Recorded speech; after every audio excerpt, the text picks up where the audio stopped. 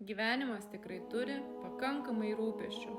Santykiai, sveikata, šeima, darbas, tas, anas, trečias. Tad kam dar prie to sąrašo pridėti pinigus?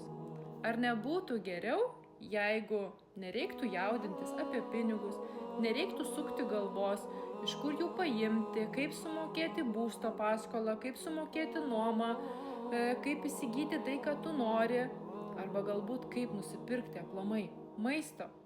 Tai yra finansinė ramybė, kai tu žinai, kad tu uždirbi pakankamai.